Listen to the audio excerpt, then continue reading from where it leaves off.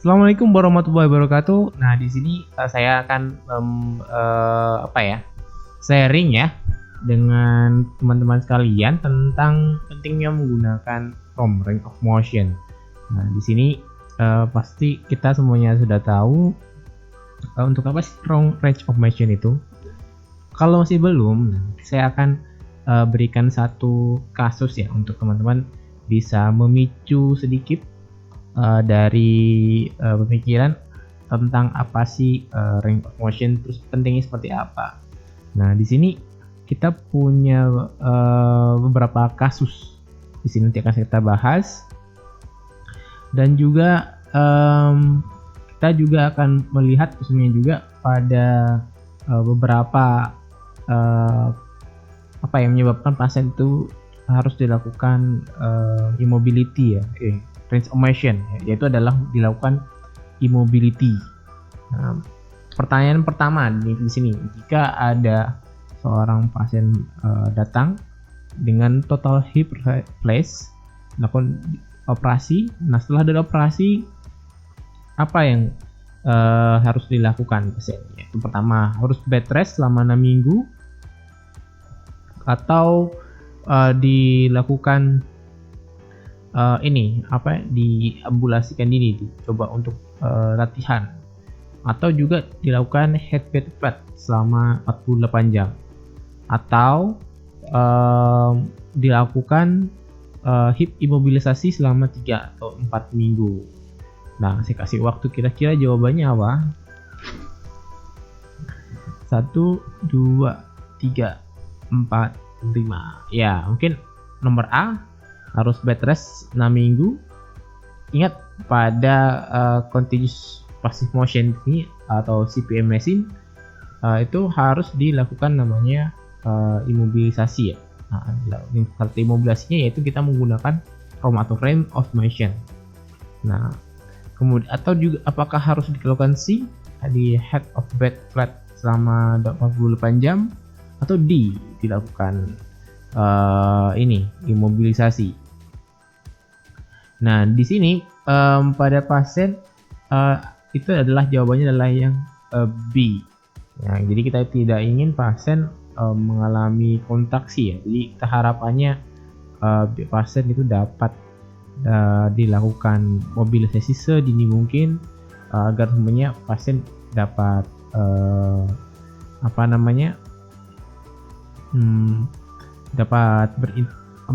tidak mengalami gangguan. Nah, di sini juga kita akan menyinggung beberapa hal, yaitu adalah kenapa sih orang-orang tuh pasien itu harus diimobilisasi. Nah, salah satunya yaitu adalah banyak dari faktor penyakit, faktor dari tindakan, tetapi ya yang paling penting yaitu adalah tanggung jawab dari seorang perawat. Tanggung jawab dari seorang perawat yaitu adalah agar menjaga pasien tersebut tetap aman, terus juga risiko cederanya berkurang atau risiko jatuhnya berkurang. Nah, pasien juga dapat berjalan memandirikan pasien. Nah, jadi itu adalah merupakan tanggung jawab seorang perawat ya pada pasien-pasien yang mengalami imobilitas. Nah, yang menyebabkan biasanya terjadi imobilitas yaitu adalah adanya ada nyeri, ada trauma, adanya kecelakaan, adanya gangguan pada muskuloskeletalnya ya, atau banyak hal lainnya juga yang bisa menyebabkan terjadinya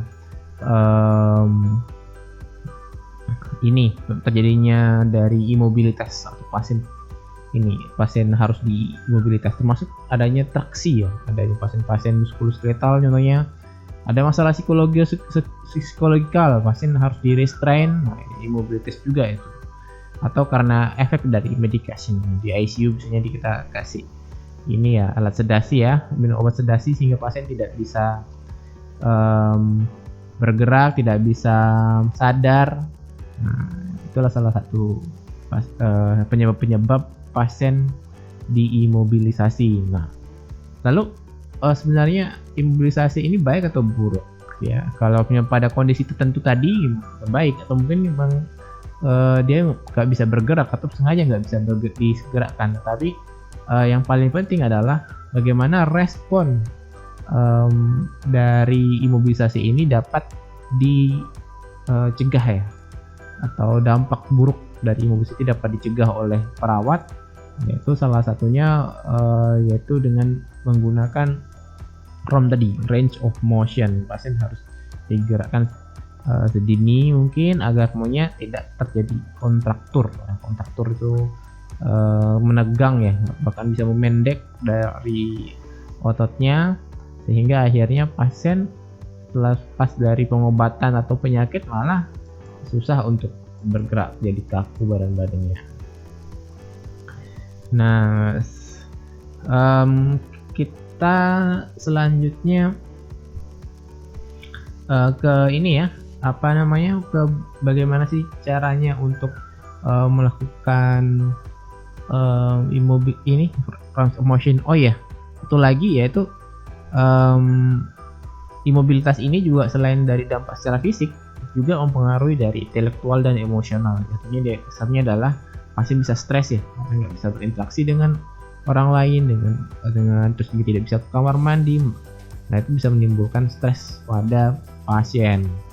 Nah, sebelum kita menginjak pada ROM, saya ingin perkenalkan dulu tentang tipe-tipe gerakan yang ada di ini ya, pada tubuh kita, yaitu bisa menggunakan atau ada di bagian synovial joint tangan, ada di bagian karpal, ada juga di bagian metakarpal, proximal phalanx, distal ya. Jari-jari itu banyak sekali sendi dan itu digerakkan. Nah, teman-teman coba gerak. Oke. Terus pasien juga kita mengetahui dari gerakan-gerakan itu dipermudah dalam sistem menggunakan Six of Angel ya. Jadi kita menggunakan aksis sehingga lihat gambar ini 3 dimensi. Nah, kita bisa membagi tubuh itu menjadi 3 aksis di sini. Yang pertama adalah sagittal yang membagi antara bagian kanan dan kiri di tubuh, dan kita dapat membaginya juga ke bagian frontal. Nah, juga kita melihat juga bagian anterior dan posterior tubuh. Nah, selanjutnya di bagian ketiga namanya adalah transverse plane. Ya. Transverse plane ini membagi lagi bagian atas dan superior. Nah, kemudian kita melihat juga yaitu pada pergerakannya. Nah, pada pasien range of motion kita berusaha untuk secara fisiologis tubuh pasien dapat bergerak, yaitu bisa melakukan fleksi, ekstensi. Nah, salah satu fleksi pada kaki adalah seperti ini. Coba kita lihat di sini. Nah, pasien akan bergerak atau kita gerakkan seperti ini. Itu namanya gerakan secara fleksi. Nah, lawan dari kata fleksi yaitu adalah ekstensi. Ya, jadi kita pasien seperti di gambar di sini kita melakukan ekstensi.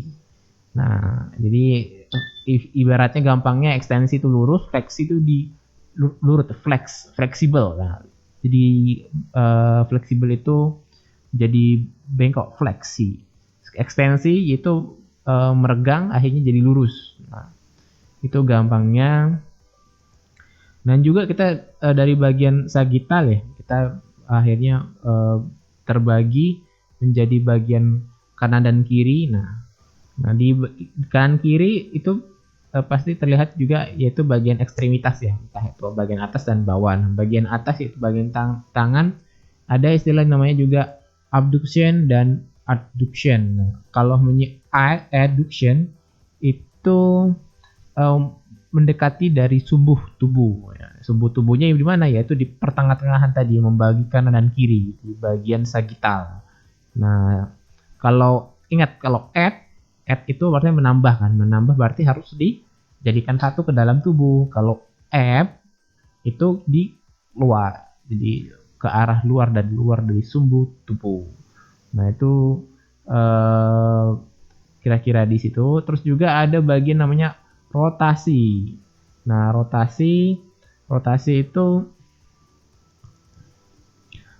bisa dari oh ya ada circumduction. Nah circumduction itu membuat seperti lingkaran di bagian synovial joint. Kita bisa lakukan itu pada pasien ya. Kalau pasiennya nggak bisa, kita lakukan room pasif. Tapi kalau punya pasiennya bisa, kita lakukan room aktif. Jadi bedanya pasif itu dilakukan oleh perawat, aktif itu dilakukan oleh pasien sendiri. Nah, kemudian lakukan rotasi-rotasi itu di bagian leher ya, kepala ya. Jadi kita lakukan rotasi bukan sampai 180 360 derajat, tapi sampai 180 derajat saja cukup. Nah, kalau 360 derajat itu serem ya. Kemudian ada lagi namanya protraksi ya. Protraksi juga ada, itu biasanya pada bagian mandibula ya. Nah, itu bagian merupakan spesial. Terus juga ada bagian lagi yang namanya pronasi. Nah, pronasi ini biasanya bagian ulna. Kita balik kanan kiri, balik kanan kiri. Bagian posterior, bagian juga superior, kita lakukan supinasi di sini. Itu adalah merupakan pronasi namanya. Nah, selanjutnya di kaki ada namanya plantar fleksi dan juga dorsal fleksi, seperti ada yang di gambar. Nah, ini adalah juga ada namanya inversion, lihat di sini. Nah, ini adalah merupakan gerakan-gerakan range of motion yang kita bisa lakukan untuk perawat. Ya adalah tujuannya adalah untuk secara fisik agar pasien mencegah dari kontraktur, secara dari psikologikal pasien dapat menghindari stres karena kita berinteraksi pada mereka, kita ngobrol pada mereka, dan juga mereka dapat segera pulih ya, dapat segera melakukan ambulasi dini, yaitu dengan ROM. Oke, terima kasih atas perhatiannya. Semoga tetap semangat dan juga jangan lupa makan, jangan lupa makan istirahat, tetap jaga kesehatan. Assalamualaikum warahmatullahi wabarakatuh.